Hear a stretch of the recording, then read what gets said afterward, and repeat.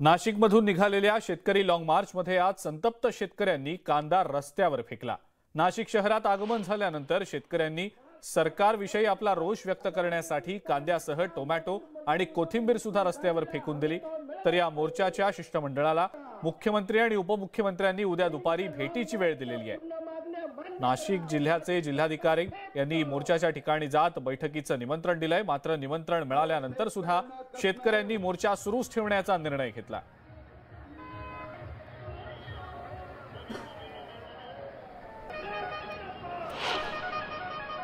नाशिकमधून निघालेला मोर्चा आता पंचवटी कारंजापर्यंत येऊन पोहोचलेला आहे। या ठिकाणी काही वेळापूर्वी नाशिकच्या जिल्हाधिकाऱ्यांनी या शिष्टमंडळाची भेट घेतली आणि त्यांना आश्वासन देखील दिलेलं आहे। आपल्यासोबत जेपी गावित आहेत। पालकमंत्र्यांचा आपल्याला फोन आला, काय आश्वासन आपल्याला दिलं?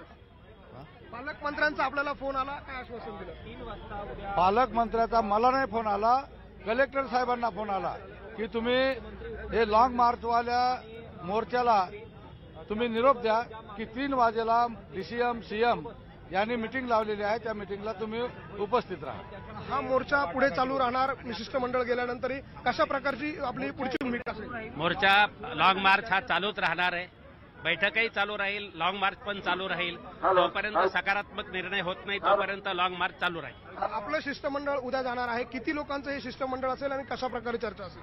15 लोकांचं शिष्टमंडळ असेल।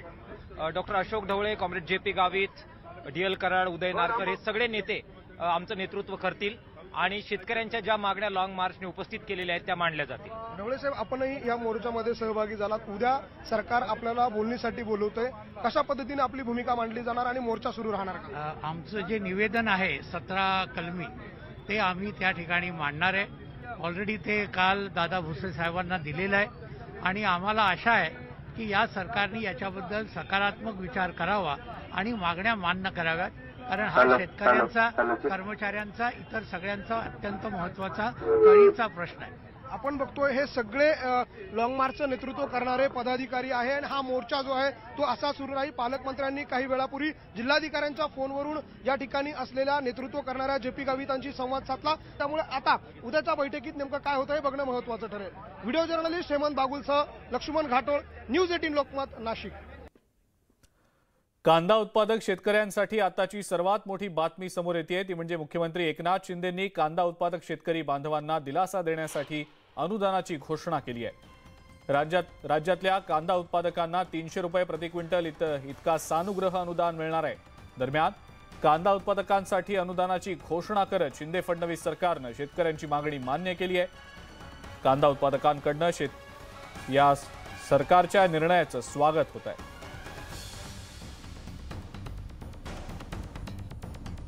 अध्यक्ष महोदय, कांदा उत्पादक शेतकरी आणि सरकार देखील शेतकऱ्यांच्या पाठीशी उभं राहणारं सरकार आहे आणि म्हणून कांदा उत्पादक शेतकऱ्यांना आपण सानुग्रह अनुदान म्हणून 300 रुपये प्रति क्विंटल या ठिकाणी आपण देण्याचा निर्णय घेतोय आणि याचबरोबर या ठिकाणी मोठ्या प्रमाणावर त्यांना दिलासा मिळेल। बसा, ऐकून घ्या। ही फक्त घोषणा नाही, ही घोषणा नाही, प्रत्यक्ष कारवाई आहे आणि अर्थसंकल्पात देखील आपण पाहिलं की या सरकारने शेतकऱ्यांना मोठा दिलासा देण्याचा, अरे तुम्ही फक्त गाजर दाखवता, आम्ही डायरेक्ट गाजराचा हलवा दिलाय। आमची मागणी आहे की लाखो करोडो रुपये खर्च करणाऱ्या या सरकारनं निदान 500 रुपये तरी जे आहे शेतकऱ्यांना अनुदान त्यांनी दिलं पाहिजे अशी माझी शेतकऱ्यांकडे, सरकारकडे मागणी आहे आणि सरकार ती मागणी आमची पूर्ण करत नाही आहेत। तोंडाला पानं पुसली जातात अध्यक्ष महोदय। ठीक आहे, आपली चर्चा आहे। त्यांच्या काळामध्ये त्यांनी किती रुपये अनुदान दिलं? त्यांच्यापेक्षा 100 रुपये आम्ही वाढवून दिले। जे त्यांना शक्य झालं नाही ते आम्ही केलं आणि मग आता 300 दिलं तर 500 का नाही दिले? 500 दिले तर मग 800 का नाही दिले? स्वतः एवढी मोठी रक्कम द्यायची नाही आणि ज्यांनी दिलंय ते तरी मोठ्या मानानं स्वीकारलं पाहिजे।